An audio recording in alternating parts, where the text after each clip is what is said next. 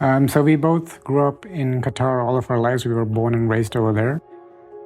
We had jobs over there. We had family and friends. We were in a place where we sort of felt like God was asking us to sort of consider moving to another place, and that place was Canada. And that was kind of hard because we were moving from home, and we or at least what we thought was home. One of the fears that we had was how are we going to move forward, like with finances or with community or with people around us, because we did not know anybody, and so we had to start from zero. We just sort of became obedient to what God's asking us to do, and we just sort of followed that.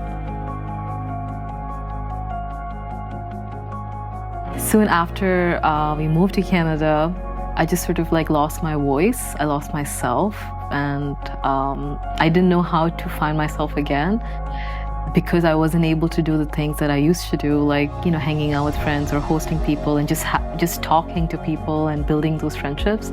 I was asking God, like, God, when am I going to find home again in Toronto? It was frustrating, and it was also hard because I couldn't do anything about it. And so that was kind of a tough period for us and also for me just to see her go through that and not being able to help in any sort of way. So as soon as we moved to Toronto, the first thing we did was find a church. We used to do this back home where we worked behind cameras, and I was also on the worship team. So those are things that we connected with and we knew. So we figured when we were here, we might as well just join those teams and help and be part of those teams. But even though I was part of teams, I was still feeling this sort of lack of joy. And sometimes we were always frustrated.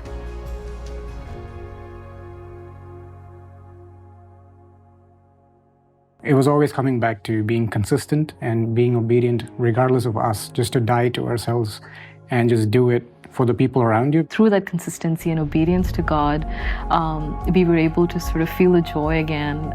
It took some time, like it wasn't 1 day or 2 days, but over time we definitely started feeling, we started building friendships, we started hanging out with people on our teams.